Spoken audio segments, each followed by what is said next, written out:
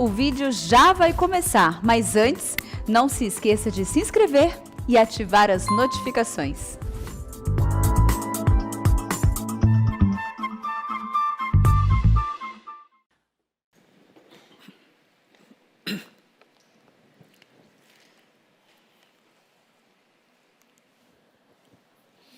Irmãos amados, nós vamos abrir a palavra de Deus, Apocalipse capítulo 1,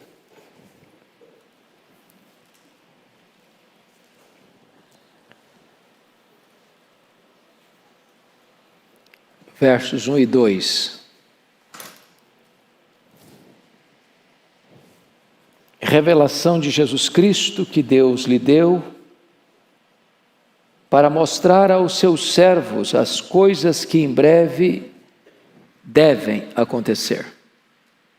Não as coisas que talvez aconteçam, não as coisas que podem acontecer, mas as coisas que devem acontecer. E que ele, enviado por intermédio do seu anjo, notificou o seu servo João, o qual atestou a palavra de Deus e o testemunho de Jesus Cristo quanto a tudo o que viu. Disse segunda-feira passada que nós não vamos pregar, é uma palestra, um estudo, com a informalidade de um estudo. Vimos segunda passada alguns aspectos deste livro, de forma introdutória, e eu queria rapidamente fazer isso, para vocês se situarem, que o livro de Apocalipse, o último livro escrito da Bíblia, João já está no final da sua jornada, final do primeiro século, quando ele é deportado para uma colônia penal, para a ilha de Éfeso, para a ilha de Patmos, no mar Egeu, e ele ali tem a visão do Cristo glorificado, e ali então todo o cenário do fim é revelado para ele, um descortinar da história. Disse que este livro foi olhado, examinado e interpretado de três maneiras na história da igreja. Alguns olharam para este livro pela perspectiva preterista, como se ele estivesse apenas descrevendo coisas lá daquele tempo, das perseguições dos imperadores. Penso que isso não faz justiça ao livro, porque isso reduziria o livro a um tempo da história e ele não teria então a relevância que precisa ter para os nossos dias. A segunda visão, a segunda linha de hermenêutica, de interpretação, é a futurista. São as pessoas que acreditam que do capítulo 4 até o 22 não tem a ver com o que a história viveu, mas apenas aponta para aquele tempo, fim do fim, no funilzinho, quando Jesus Cristo volta. Pensamos também que esta linha não faz justiça ao livro, porque o livro foi certamente oportuno para o primeiro século, atual e oportuno para todos os cristãos em todas as gerações. Então, a melhor linha de interpretação é a histórica. Esse livro descreveu aquele tempo, esse livro sempre foi atual e importante para a igreja, mas esse livro aponta verdadeiramente para uma consumação final. E então, Apocalipse é uma espécie de filosofia da história, não abraçando o pessimismo daqueles que acham que a história é um caminhão sem freios, ladeira abaixo, não subscrevendo o pensamento grego de que a história é cíclica, caminha para lado nenhum, ela está dando voltas, mas a história é teleológica, ela caminha para um telos, ela caminha para um fim, ela caminha para uma consumação, e nessa consumação a vitória de Cristo e da sua igreja. Afirmamos também que temos 4 correntes, onde a igreja evangélica se divide nessas 4 correntes. A primeira delas, e eu não estou falando primeira cronologicamente falando, nós conhecemos a muito popular corrente chamada de pré-milenismo dispensacionalista. E essa corrente pré-milenista dispensacionalista ainda está dividida em 3 correntes: a pré-tribulacionista, a mid-tribulacionista e a pós-tribulacionista. É a ideia de que Cristo vem e arrebata a igreja secretamente, e então acontece a grande tribulação, e então Cristo vem fisicamente, visivelmente, para matar o anticristo e estabelecer o seu reino de 1000 anos, literal, aqui na terra. Essa corrente acredita que então a segunda vinda é em 2 turnos, que haverá algumas ressurreições, e faz uma distinção entre igreja e Israel, como se a igreja fosse apenas um parênteses na história. Há uma segunda corrente que é chamada de pré-milenismo histórico. Todo pré-milenista histórico é pós-tribulacionista. Ele não acredita que a vinda é em 2 turnos, que arrebatamento não é um termo distinto de segunda vinda. Então, Jesus Cristo vem, a igreja está passando pela grande tribulação, ele vem e estabelece o seu reino de 1000 anos, e só então é que haverá a cena do juízo final. A terceira corrente é a chamada de pós-milenismo. Essa corrente foi muito importante e foi muito popular, especialmente no século 17 e 18 e até no 19, com o avanço da obra missionária, com as missões modernas. E até 1910, o mundo estava movido por esse otimismo. Vamos cristianizar o mundo, vamos ganhar o mundo para Jesus, vamos fazer missões até os confins da terra. Foi nesse período que os grandes teólogos eram pós-tribulacionistas, e foi nesse período que os maiores hinos missiológicos de desafio à igreja para pregar, fazer missões, foram escritos por autores pós-tribulacionistas.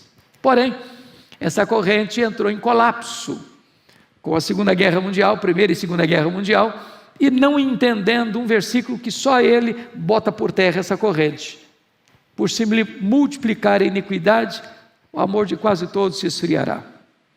E Paulo vai dizer que esse dia, o dia da volta de Jesus, não acontecerá sem que venha primeiro a apostasia e se manifeste o homem da iniquidade. Então, ficou a última corrente. Nós estamos entrando e trabalhando dentro dessa corrente, que é chamada amilenismo. Preciso concordar com Anton Huckman quando disse que o termo não é feliz, porque amilenismo, o A é um prefixo de negação. O amilenista não nega o milênio, porém ele interpreta o milênio não como literal. À luz do livro de Apocalipse, que é um livro altamente simbológico, ele entende também o milênio como algo simbológico. E desta forma, o livro não está numa linha de 0 a 100, caminhando progressivamente, como os acontecimentos fossem se desdobrando progressivamente, até chegar lá no topo, no fim. Não, o livro não tem essa perspectiva. Então, nós propomos aqui, segunda-feira passada, abraçar uma corrente, uma forma de entendimento de William Hendrickson, que é muito conhecida e eu acho que é a mais consistente e mais fácil de entender este livro, que é o chamado paralelismo progressivo. O que seria isso? O livro de Apocalipse está dividido em 7 sessões paralelas, de tal maneira que a mesma verdade central, que é a segunda vinda de Cristo, para exercer o julgamento, e onde a igreja reina com Cristo, e os perversos e ímpios são condenados à perdição eterna, essa verdade está repetida e repetida e repetida e repetida nas 7 sessões paralelas e progressivas. Então, eu vou lhe dar um esboço fácil de guardar, porque tem muita gente que acha que o livro é complicado, e que não consegue entender, que tem muitos símbolos, que tem muitas figuras, e que o livro é um pouco mágico, e que Apocalipse vai falar de tragédia, e fica com medo. E na verdade o livro de Apocalipse é o livro mais fascinante da Bíblia, no sentido de que é o livro que mais retrata a vitória de Cristo e da sua igreja. É o livro do trono. Livro do trono, para você ter uma ideia, a palavra trono aparece 67 vezes no Novo Testamento. Só em Apocalipse a palavra trono aparece 47 vezes. É o livro do trono. É o Deus glorioso assentado no alto e sublime trono. É o Cordeiro que venceu para abrir o livro e desatar-lhe os selos, assentado à mão direita de Deus Pai. Então é o Cristo que está com as rédeas da história nas mãos e conduzindo a história a uma gloriosa consumação. Este livro traz ânimo, coragem, entusiasmo e otimismo para a igreja de Deus. Quais são essas 7 sessões? Então, vamos guardar facilmente. Eu queria que você até memorizasse isso, porque eu sei que você tem uma cabecinha boa. Primeira sessão, capítulos 1 e 3, os 7 candeeiros, as 7 igrejas. Segunda sessão, os 7 selos, capítulos 4 a 7. Terceira sessão, as 7 trombetas, capítulos 8 a 11. Quarta sessão, capítulos 12, 13 e 14, o levantamento do quarteto do mal, o dragão no capítulo 12, a besta que surge do mar, o anticristo, e a besta que surge da terra, o falso profeta, no capítulo 13, e a grande Babilônia no capítulo 14. Aí vem a quinta sessão, capítulos 15 e 16, as 7 taças da ira de Deus, do flagelo de Deus, do julgamento final de Deus. Sexta sessão, capítulos 17, 18 e 19, a queda do quarteto do mal em ordem inversa. Capítulo 17 e 18, a queda da grande Babilônia, e capítulo 19, a queda do falso profeta, ou melhor, do anticristo e do falso profeta. E a última sessão paralela, capítulos 20, 21 e 22, que é a cena do reinado de Cristo, da prisão de Satanás, ou da prisão de Satanás e do reinado de Cristo, e do juízo final, e novos céus e nova terra. Em todas essas 7 sessões, a verdade principal está presente, que é a segunda vinda de Cristo. Porém, as sessões são paralelas e progressivas, porque na medida que você vai avançando para o fim do livro, como o raiar da aurora, a luz vai ficando mais e mais intensa até ser dia perfeito. Na segunda-feira passada, nós abordamos a primeira, a segunda e a terceira sessões paralelas. 7 candeeiros, os 7 selos e as 7 trombetas. E vimos como em cada uma delas esta verdade está presente. Hoje vamos retomar, então daqui para frente agora, com os capítulos 12 a 14, que é o levantamento do quarteto do mal. Se esse livro está dividido em 7 sessões paralelas, ele está dividido em 2 grandes sessões. A primeira delas, do capítulo 1 ao capítulo 11, o mundo persegue a igreja. E o Senhor julga o mundo parcialmente, com as trombetas, dando ainda chance de arrependimento, porque o juízo está misturado com a misericórdia. Mas a partir do capítulo 12, essa luta, essa perseguição vai se agravar, Se você perceber no capítulo 12, nós estamos voltando lá na primeira vinda, porque sempre você vai ver isso, do primeira à segunda vinda. Cada sessão dessa cobre o período do milênio, da primeira à segunda vinda. É o que o amilenismo entende. O milênio não é literal, 1000 anos aqui. O milênio é um número, é um símbolo. É o 10, número perfeito, cubicado. E compreende, portanto, da primeira à segunda vinda de Cristo. Na medida em que a coisa vai avançando, essa perseguição vai crescendo. Então, com a Bíblia aberta comigo no capítulo 12, vamos começar a considerar esta quarta sessão paralela. Primeiramente, você vai ver aqui o dragão, né? A mulher e o dragão. Essa mulher, que no verso 1 está vestida de sol, e tem a lua debaixo dos pés, e uma coroa de 12 estrelas na cabeça, e que se acha grávida, a igreja romana entende que é Maria. Os dispensacionalistas entendem que é Israel. Porém, nós entendemos que esta mulher é um símbolo da igreja. Isso porque o nosso entendimento, irmãos, é que não há um povo diferente, Israel de um lado e igreja de outro. O que nós entendemos é que Deus só tem uma igreja, um povo, um rebanho, uma família, um rebanho.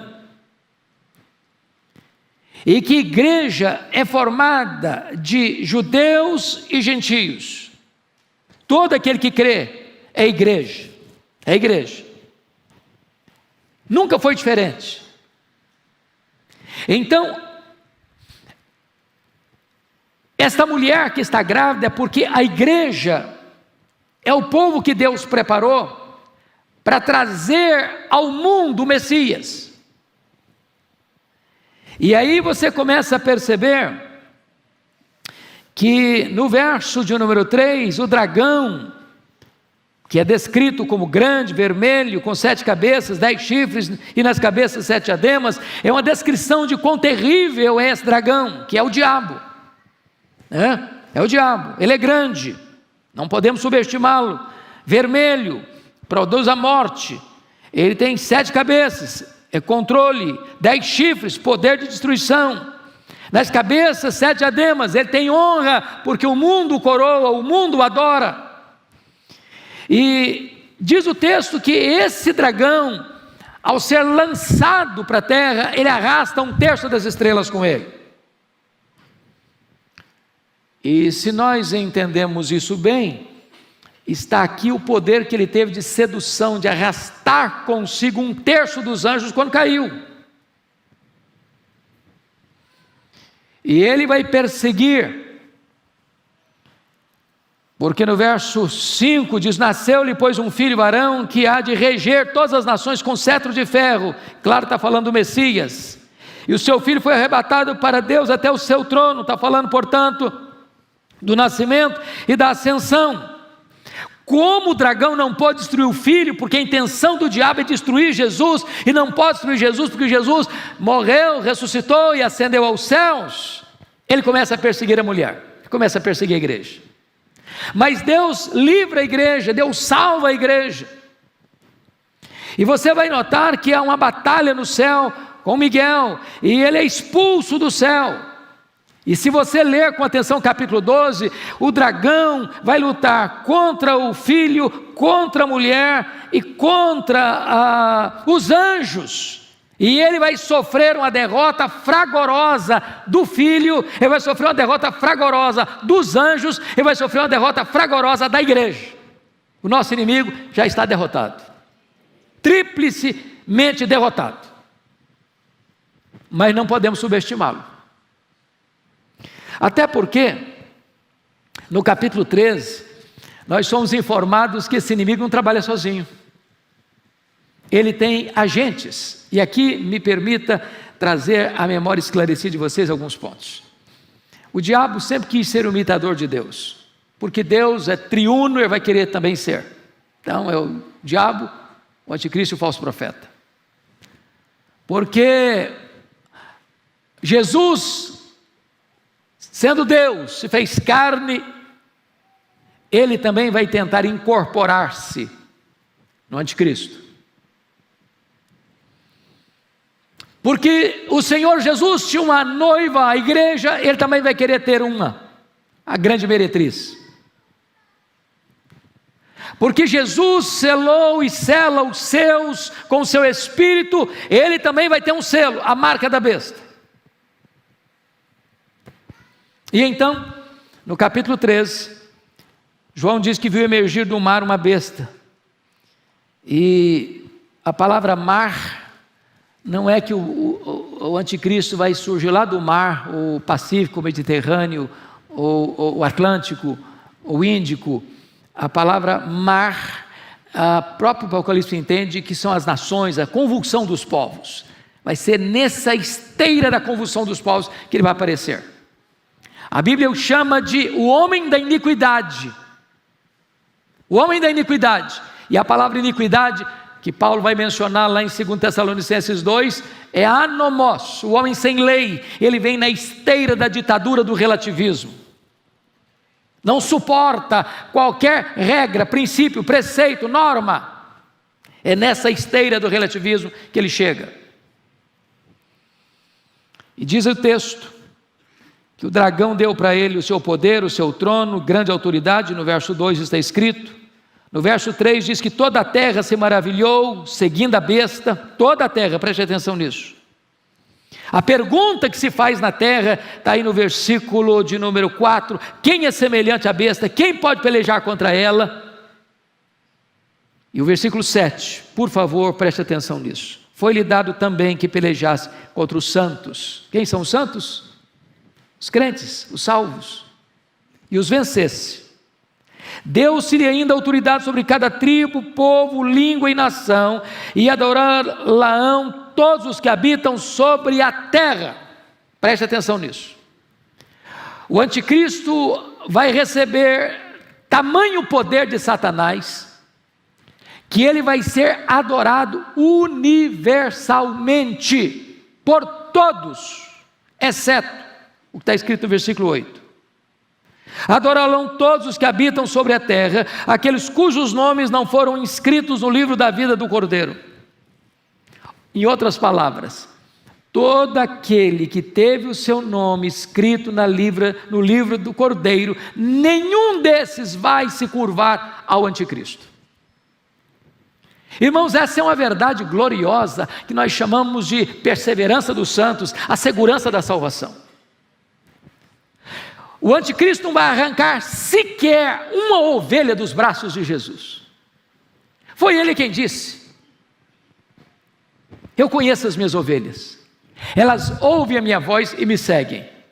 Eu dou a elas a vida eterna, e ninguém as arrebatará das minhas mãos. Louvado seja Deus! Se você crê em Jesus, você está seguro, você está salvo. Algumas pessoas perguntam assim: pastor, se o anticristo surgir aí mesmo, e se for verdade que ele vem, quem sabe na nossa geração, será que eu aguento a pressão? Será que se eu for botado na parede, eu não vou fraquejar, eu não vou titubear, eu não vou negar? Deixa eu lhe dizer uma coisa: se você nasceu de novo, você não vai. Sabe por quê? O mesmo Deus que salvou você é o Deus que vai dar força e coragem para você enfrentar e vencer. Quando o texto diz, aí no versículo 7, preste atenção, foi-lhe dado também que pelejasse contra os santos e os vencesse. O que significa isso?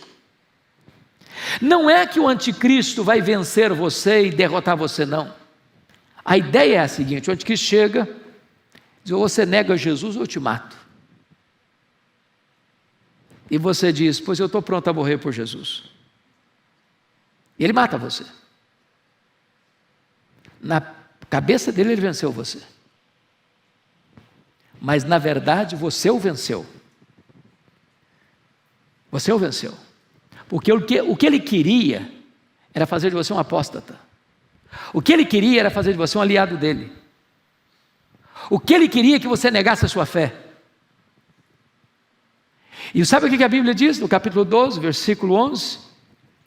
Eles, pois, os santos, os crentes, eles, pois, o venceram por causa do sangue do Cordeiro e por causa da palavra do testemunho que deram, e mesmo em face da morte não amaram a própria vida. Então um mártir é um vencedor. Se a igreja tiver que passar na nossa geração ou nas gerações futuras por esse drama de uma terrível perseguição que a Bíblia chama de o pouco tempo de Satanás, a grande tribulação, a apostasia e o aparecimento do homem da iniquidade, se a geração que estiver enfrentando isso, tiver mesmo que enfrentar e vai enfrentar, nenhum salvo vai titubear, nenhum salvo vai se acovardar, nenhum salvo vai negar o nome de Jesus. Todo aquele que tem o nome escrito no livro da vida vai vencer, porque já é mais do que vencedor em Cristo Jesus. Essa é a verdade bendita que nós temos nas Escrituras. O falso profeta, a besta que surge da terra, vai ser uma espécie de pavimentador do caminho do anticristo. O anticristo vai ser uma figura mais política e o falso profeta vai ser uma figura mais religiosa. É como se a religião prostituída desse todo o aparato e toda a sustentabilidade ao governo anticristo. A Bíblia diz que o número da besta é 666. Está aí no capítulo 13. Esse número é emblemático.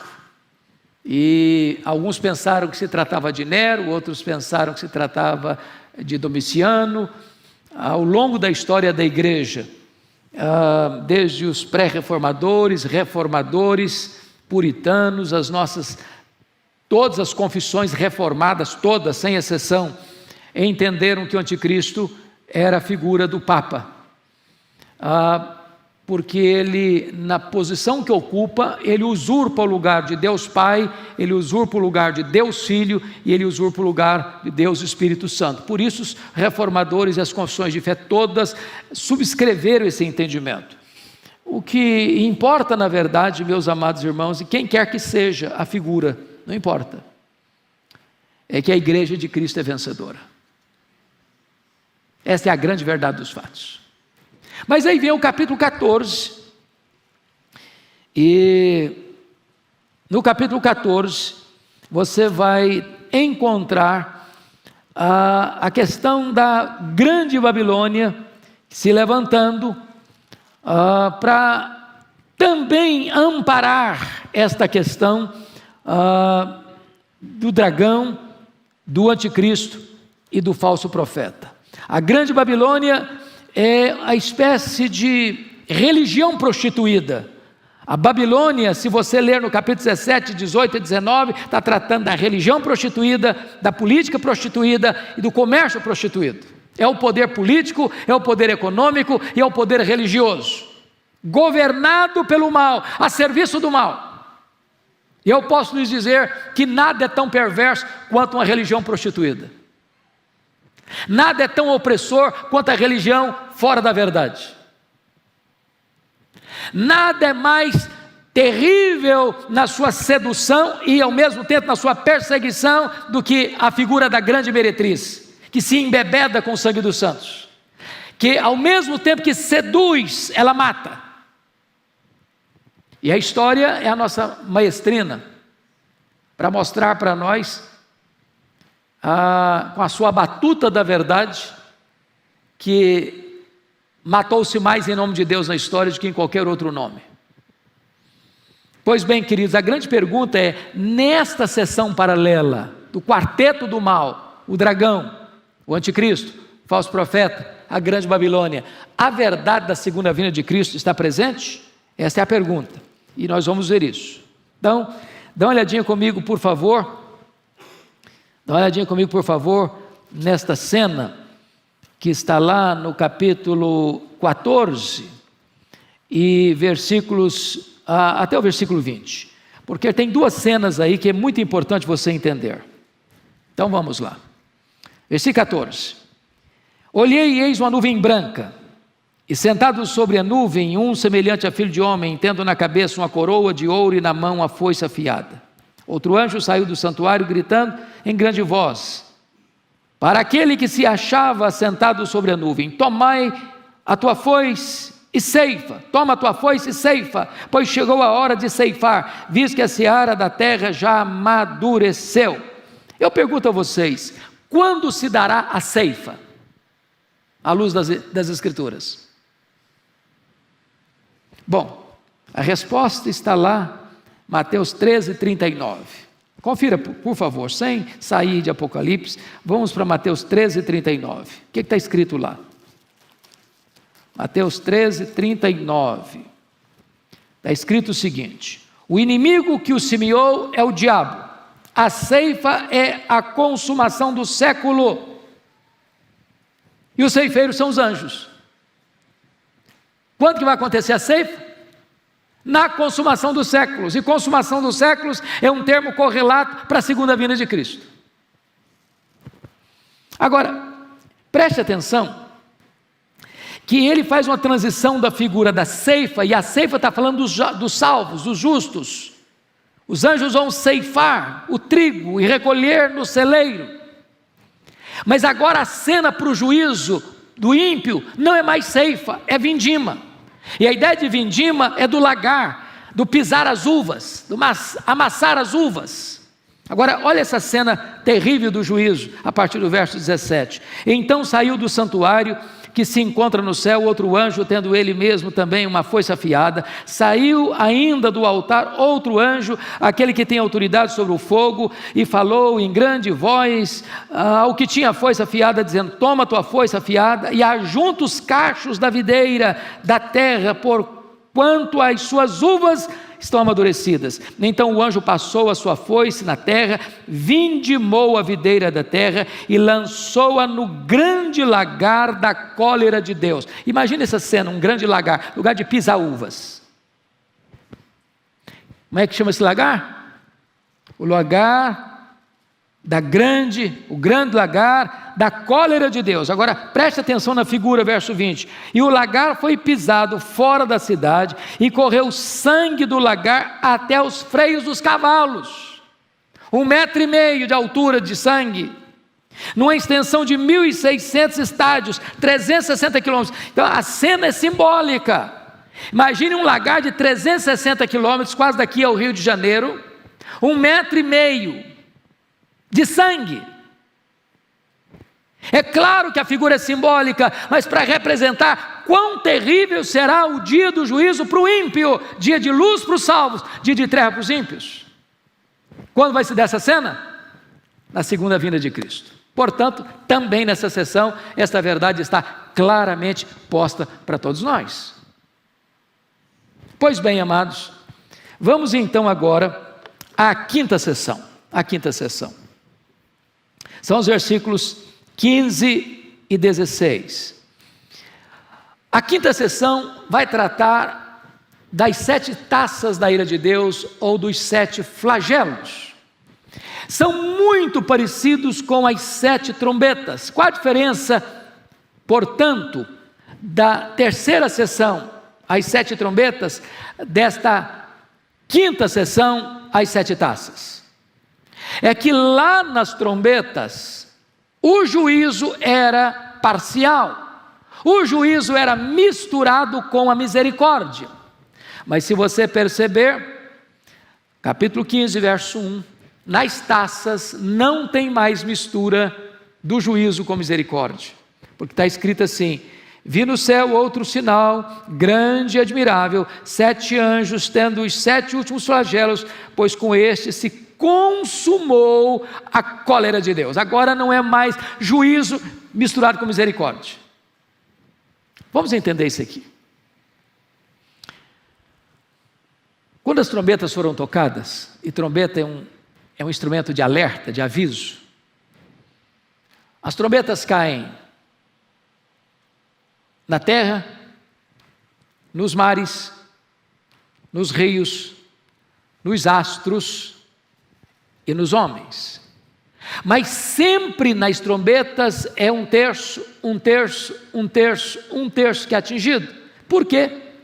Porque todos esses fenômenos que nós atribuímos puramente fenômenos da natureza são trombetas de Deus, porque Deus tem o controle da história, da geologia, Deus tem o controle dos astros, Deus tem o controle das águas, Deus tem o controle dos mares, Deus tem o controle dos rios, Deus tem o controle dos homens. E então Deus está dizendo o seguinte: olha, eu estou tocando essa trombeta, o juízo está vindo parcialmente, mas escutem, a trombeta está soando, arrependa-se, arrependa-se, arrependa-se.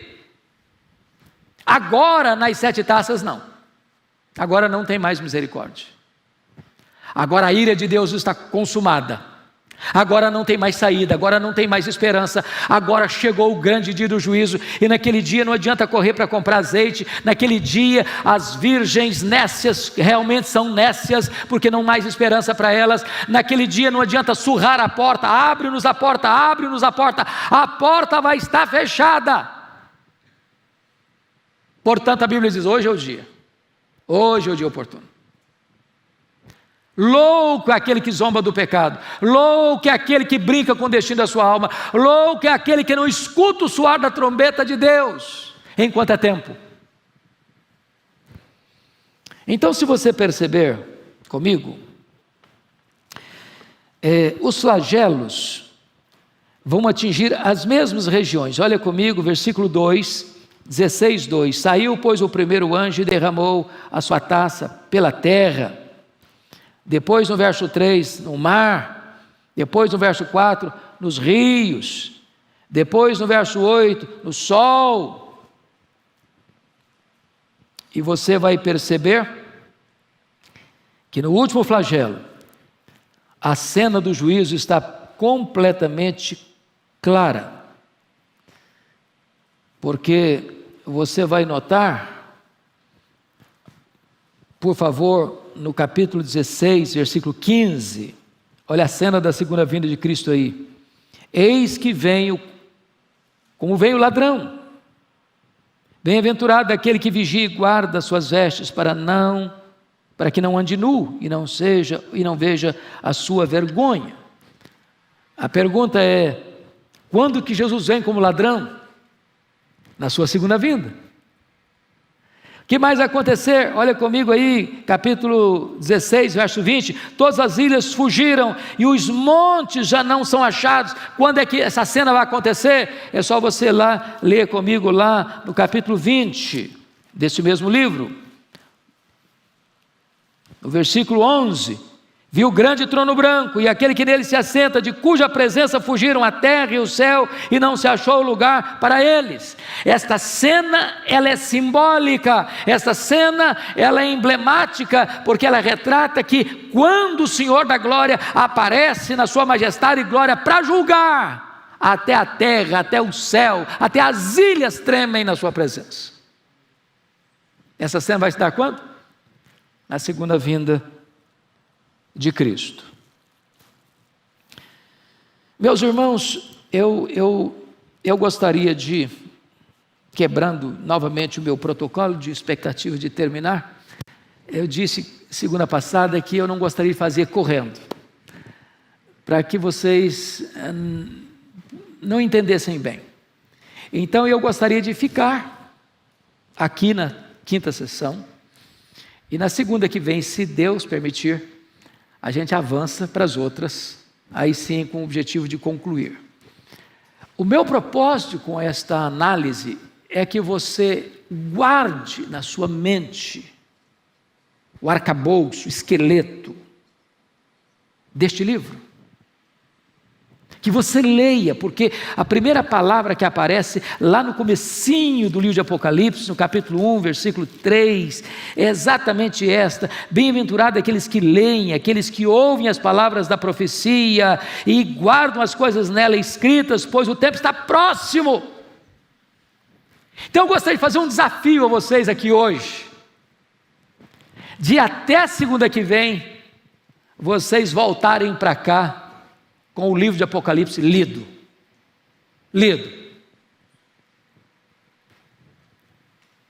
De você buscar as conexões desse livro. Pedir a Deus clareza, iluminação. Como o pastor Erival disse, você pode recapitular essas duas aulas indo para o canal de YouTube da igreja. Se você não está inscrito, se inscreva lá, por favor. Você que está nos acompanhando, se não se inscreveu, inscreva lá. Assista essas duas aulas, porque nós vivemos num tempo de muitas vozes, de muita confusão, de muita perturbação, também de muito alarme. Explode uma bomba lá no Oriente, aí Jesus vai voltar e já marca a data. Aí declara uma invasão militar, bom, é nessa geração, começa a marcar a data. Nós não temos liberdade de marcar data coisíssima nenhuma. Todos que marcaram datas fracassaram. Agora, nós não podemos ignorar as profecias. Não é sensato você também fazer igual a avestruz, fechar os olhos, enfiar a cabeça na areia, dizer, agora não quero nem saber o que vai acontecer com o mundo também. Você precisa estar atento, antenado. Mas é preciso conhecer, para não ficar alarmado, para não ficar desesperado, para não cair nas mãos dos aventureiros,